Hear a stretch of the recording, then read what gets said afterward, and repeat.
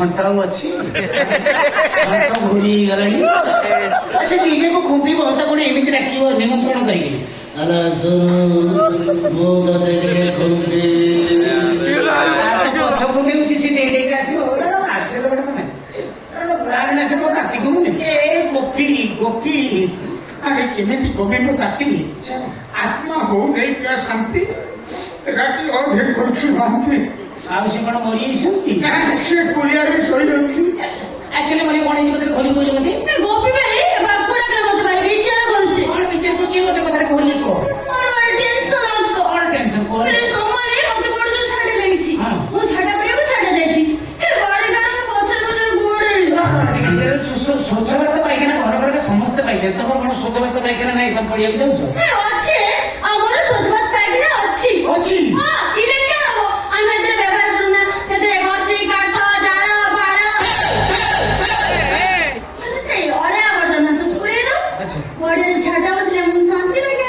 Actually ମୁଁ ବୁଝିପାରୁନି ତମ ଯୋଉ ଦକ୍ଷିଣ ମାନେ ପଡିଆରେ ରୋଡ ସାଇଡରେ ଝାଡା ବସିଲେ କୋଉ ଶାନ୍ତିଟା ପାଅ? ହେଲେ ଜାଣିଲୁ କି କଣ? ହେଲେ ଦକ୍ଷିଣ ପବନ ବହୁଥିବ। ଆଚ୍ଛା ତୁ ବସ ଟିକେ ଟିକେ ହଲୁଥିବ, ପଛପଟେ ଆସି ସୁଲୁ ସୁଲୁ ହେଇ ପଛି ହଉଥିବ, କେମିତି ଲାଗିବ ଜାଣିଛୁ ନା?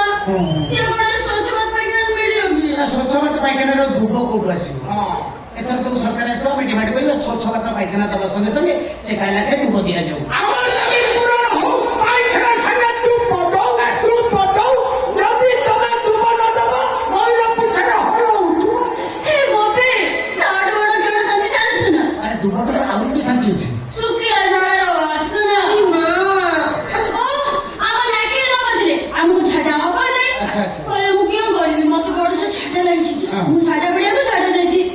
ବଡି ଗାଡ ମୁଁ ପଛରେ ପଛରେ ଗୋଡେଇଛି, ମୋ ଆଗରେ ଯାଇକି ଠିଆ ହେଇଯାଇଛି। ଏଡେଟା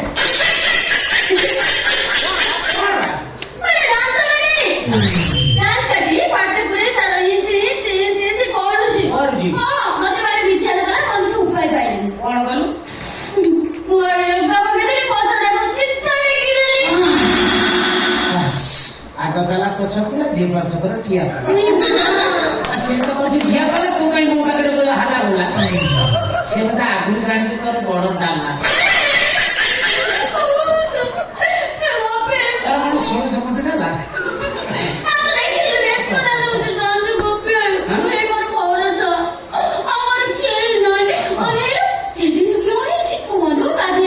ଆଚ୍ଛା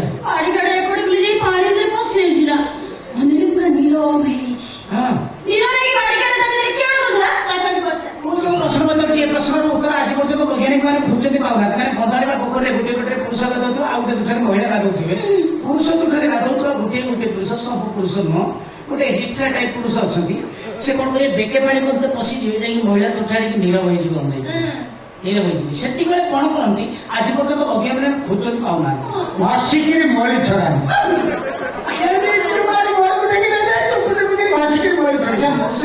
ଘୋଡ଼ା ଗାଡ଼ି ସେ ଏମିତି କଣ?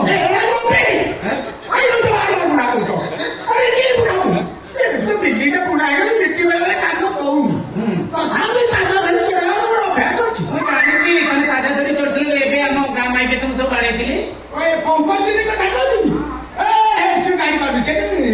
ଆମର ସୁଭଦ୍ରା ଯୋଜନା ତୃତୀୟ କିସ୍ତିଟା ପାଇଲି ତ। ସେ ମତେ କହିଲେ ମୁଁ କହିଲା ତୋ ଫର୍ମ ଦଉଛି, ତୁ ଦସ୍ତଖତ କରିବୁ, ମୁଁ କରି ଉଠେଇଦେବି ଆଉ।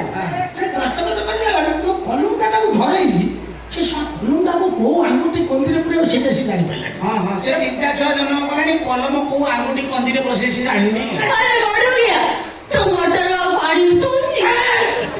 ସବୁ ନେଇନେବୁ ଶୁଆ, ମୋ ମୋଟରକୁ ନେଇନେବୁ। ଏଇଟା ଶୁଆ control engine. Powerful engine 7.5 kilometre ପର୍ଯ୍ୟନ୍ତ